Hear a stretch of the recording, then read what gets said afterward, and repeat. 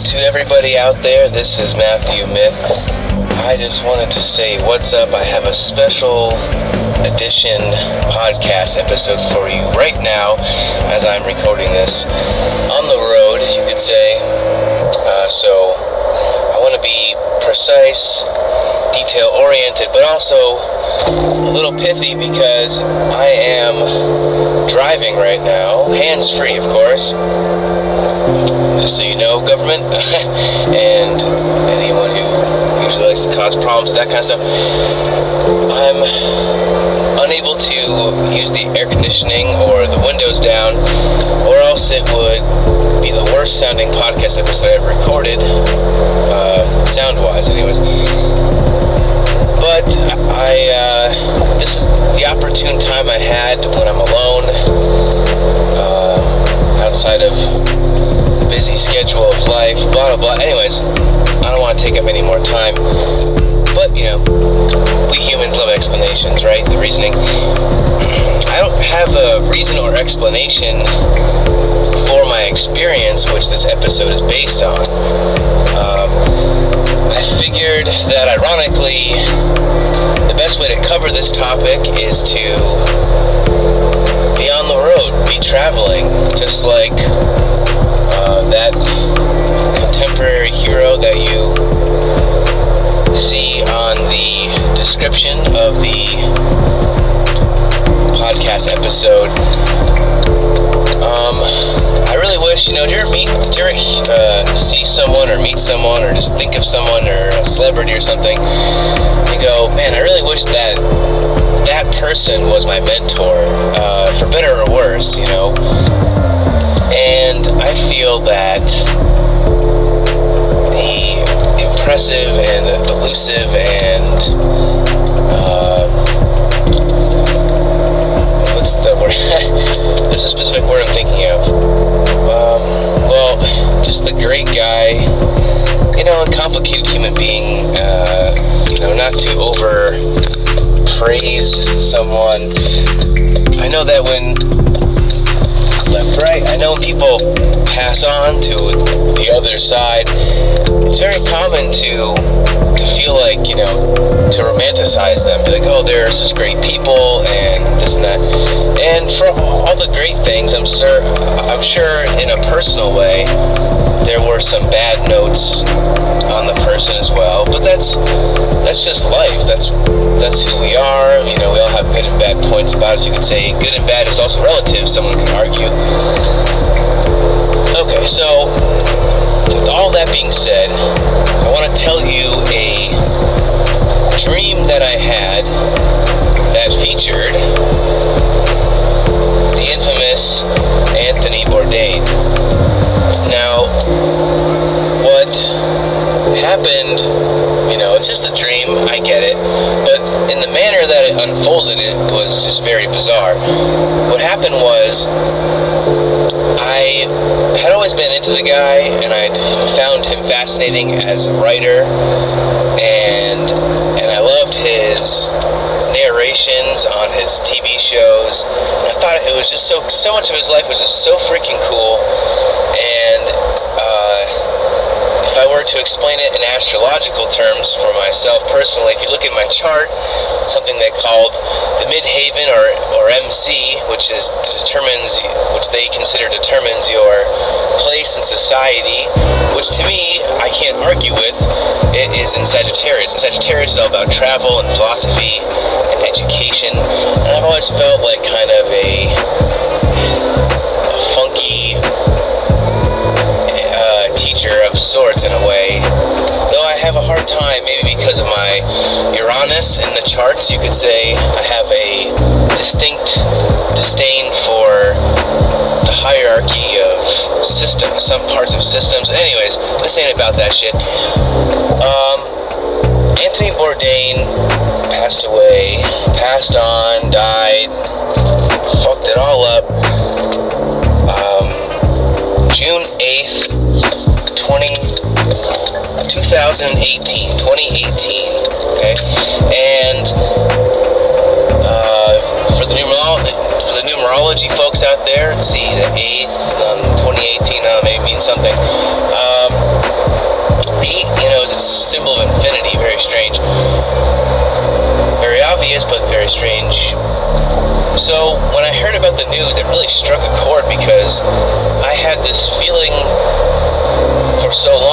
guy was gonna stick around, and I would have even fantasies.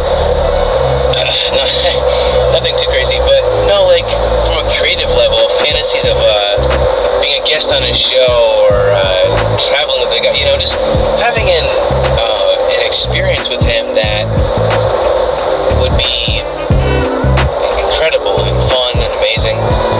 And what ended up happening was, you know, the guy died, and I was, you know, like millions of people, I'd say about 1 million or so of his fans. I was really bummed out about it.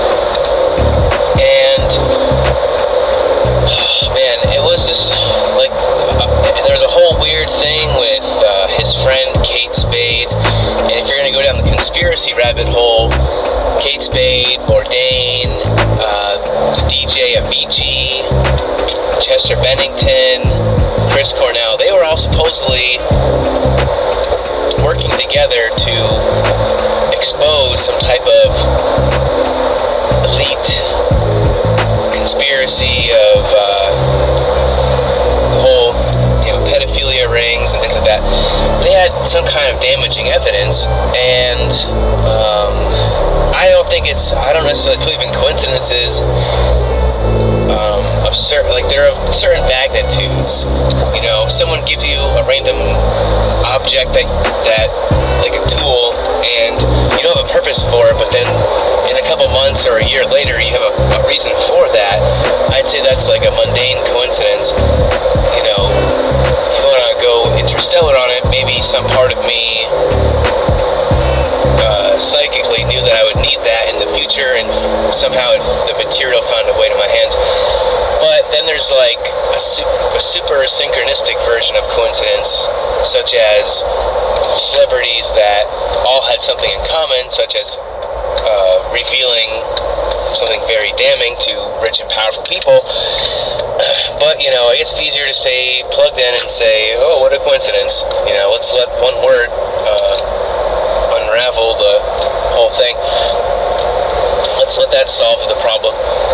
So anyways, I just, you know, I mean, well, let's be honest, I'll cover it right away before I get into the dream experience.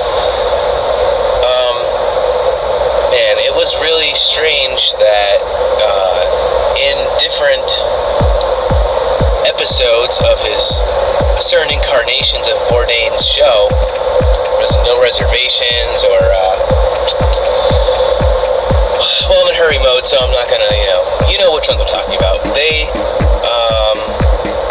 There was episodes where he talks about, you know, killing himself or offing himself or hanging himself, and he would say these things in jest, and we know that a lot of times people use humor to cover the truth, the things they're afraid to say, yada yada.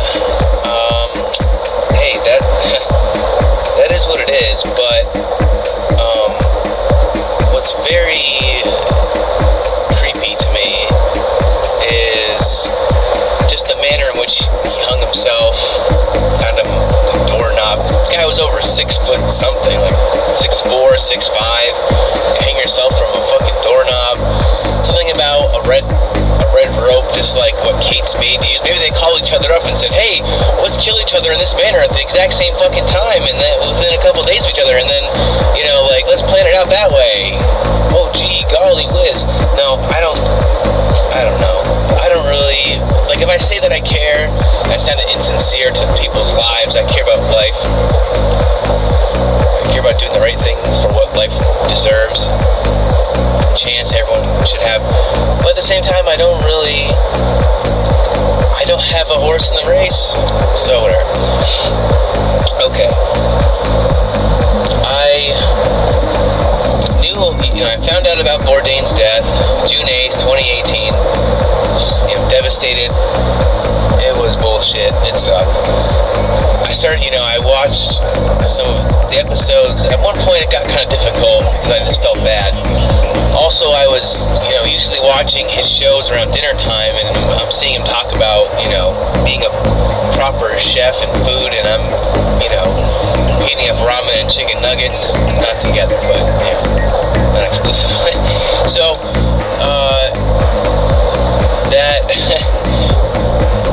with all that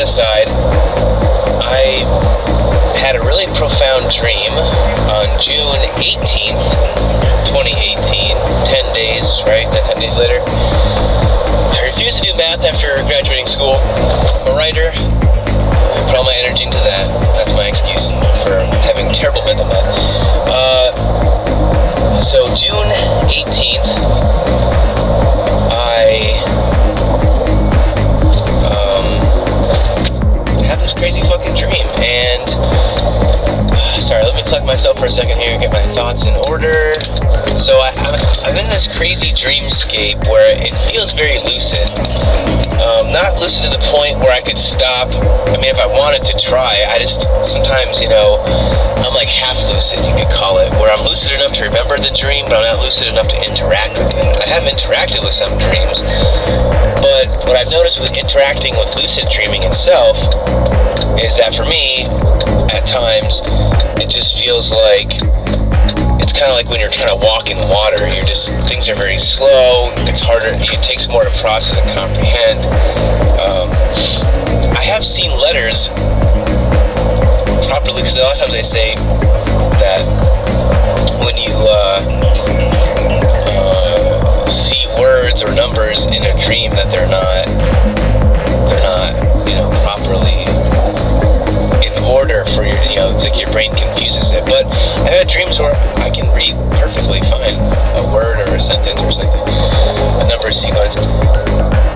And in this dream, I felt like I was suddenly it was kind of like being blipped into a moment where I'm like running from these guys, and I don't really know their nationality, almost Middle Eastern in a way, or like terrorist type of dudes, you could say, like that cliche type of shit. Not that all Middle Eastern people are terrorists. And they had these like machine guns, and they were chasing me, or I was one of many people that was being hunted or something. It seemed like something to that effect. But I was kind of finding a little burrow of it's like a patio of like a big building. Kind of looks like not a house, but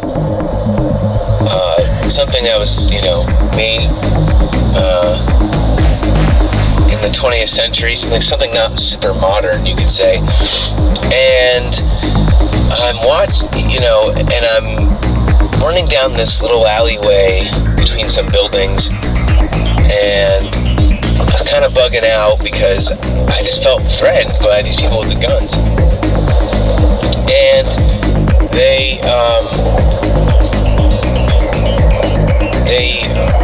they're chasing me, and I'm kind of hiding behind bushes and weird stuff like that.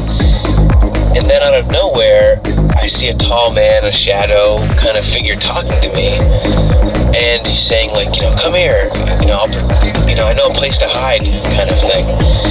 And I'm like, that voice sounds familiar, in the back of my mind, and in the back of my dream mind, you could say.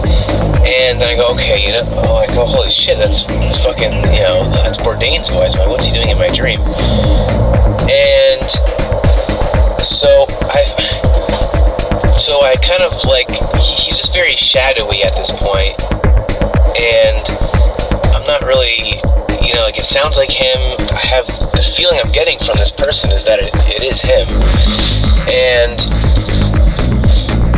what happens is he's like telling me about how these people they're kind of after us, and he's kind of found a way to find refuge or something. And now, this could be likened to psychological effects of being, there's could be some reasoning in my mind, in my psyche, or whatever you want to call it. There could be some reasoning for all this happening. And, there's probably some explanation. That was maybe my mind's way of trying to find solace in the loss of this great artist. Whatever his personal life might have been, that's his personal life. But his art that affected me was very fucking profound. And I had realized, like, it kind of was like, it's hard to explain because it's a freaking dream. But I realized that I wish I had the chance to really talk to him in real life. Not like, not just in some crazy dream sequence or whatever, but really have a conversation with him. And at one point, he kind of hid me behind. He kind of hid me behind. He sort of hid me behind like this vine wall or something, and the vine wall was, kind of hiding us, and these people, these guys with the machine guns, they all kind of ran through like they were looking for people, and they came running through, and he's like, okay, we're safe, or whatever, like they passed, they're moving down like to a different, neighborhood or something. And then the dream blipped again, and I'm sitting in this nice, lavish hotel lobby, but it's empty and it's old. It looks like it would have been used like on a movie set or something, where it's just like, it's very comfortable. We're sitting on a divan. Well, like they're kind of like backed up against each other. I believe from what I recall of my grandmother having an interest in antiques, growing up around this stuff and reading, seeing old movies and reading old books. A divan, whatever, I don't know what it's called. It's kind of like it's like a back. It's like a longer chair, but there's no arms to it, and it just kind of sits with it's just a seat and a back to it. It's very simple, something like that. But there's like two of those put together. I don't know why I picked that up as that being important, what we were sitting on. But we were kind of like sitting, like he was on one on the left side, and I was on the other on the right, and we're kind of leaning over, and we were just talking. And I wish I could remember exactly the things that he said. It was one of those things that has happened to me before in dreams, where I realize not all the information that is being gathered by my consciousness or psyche in that moment, or subconscious, or is being remembered. It's not being totally recorded. I'm not completely going to be positive what it is that he said, but the fact that it's happening. And it's very interactive, where I was able to talk to him and ask him questions, and he answered me, and there was like this amazing rapport that I felt, and it was kind of like a way of spiritually feeling at peace with him being gone. And I know he talked about his death, I know he talked about things, but like I said, that was part of my spirit that remembers, that will one day hopefully recall. Maybe not in this realm, maybe when I pass over I'll remember those things. I've had that before in another dream, specifically one other dream where it almost looked like a different twin or version of myself that was talking, like my higher self talking to this other lower part of myself, you could say, something of that equivalent. And this being, person, entity, whatever, had said, like, you're not going, when you leave this encounter, you're not gonna recall everything. You'll recall the encounter, but not the details. And it's almost kind of like what you hear with aliens and abduction stories and such. And that really was a beautiful thing. And I really wish I could give more details on what was said. But I know that there was a part of that was very just nonchalant and fun. And then there was a great part of it that was very in-depth and soul to soul. And I'm not saying I'm some privileged person because, what do I know about anything? It's very it's very possible that my mind just conjured that up to have the experience. It is very odd that it happened 10 days after he died. And like I was saying, for the numerology folks, he died on the 8th, 2018, but then I had the dream on the 18th, 2018. I don't know. There's some kind of digging I could do there to figure out. But all I'm saying is that I wanted to do this little episode to honor and remember Anthony Bourdain for his great artistry, his humor, his brilliance, the confidence that he had to go from where he came from to, no matter what it took to getting what he had to get out there. At his heart, waking up at 4 in the morning to be a writer before going into work and running his business. So many aspects of that guy I really admired, and actually, after that dream, I was so inspired by him that I found a copy on the internet of his famous essay that would become his first book, Kitchen Confidential, and I found the original essay online, the article that was in the New Yorker that got it all started, and I printed it out and I went through it with like what you could call a journalistic magnifying glass, and I found certain threads of style in his writing, and invariably I kind of came up with what I call the Bourdain formula, where I could take any topic, you could throw at me any topic, and I could write, or a short story or something, and I could write something based off of the formula that he used for how he designed his writing. And maybe someday I'll share something I've written in that vein. It's a very personal thing, so I don't really talk about it much, and I honestly will probably never totally unveil the formula of it until I've reached a kind of point where I have some credential of, more than just being a creative person that does creative things. But when I make my footprint on the moon, so to speak, perhaps then people will listen and it'll be valuable. I don't want to just leak information for nothing, especially something that's close to my heart and important. So, those are some things to think about, Glory be to the Father, to the Son, and the Holy Spirit for that. That's the minister in me talking. But, whether you like Anthony Bourdain or not, I suggest tuning into him once in a while. Go back to some old episodes, read some of his old articles, or listen to an interview, or read one of his books he wrote, fiction and nonfiction. And his perspective was always refreshing and universal in a sense, where he might be talking about life because of his experience, but it could relate to almost anything. And there's so much that could be said and that could be expounded on in this context. But like I said, I want to do something special, give you guys some info as to where I'm at with with how I feel about that stuff, and where I'm coming from as a writer and an artist, or whatever, creative person, or whatever title you want to put to it. I practice no longer, for now, using the things that I do as my identity. And for some people it's a strength. For someone like Bourdain, identifying as a chef and a writer, it meant something.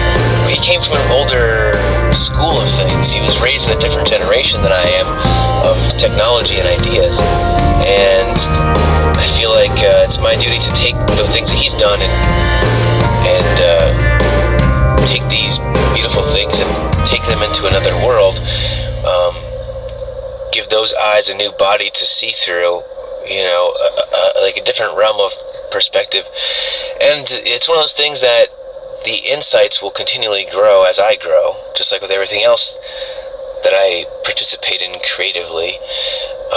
But yeah, that dream was very profound, and I felt some closure personally. I'll never truly feel closure in the earth sense, because I really wish I could just shake his hand or give him a hug. If he really did kill himself, I think that there are things people do that we cannot understand, that are beyond us. If he was murdered, fuck that. And at some point, those motherfuckers are brought to justice. How do we do that? Look, I have nothing to who am I to do that? Maybe someday I'll have enough power to correct those wrongs. But until then, all I can do is honor the life and death of Anthony Bourdain. Thank you for listening to the Matthew Myth podcast on the road, as Anthony would have possibly gotten a kick out of. Who knows? Until next time, this is me, Matt Myth, signing off.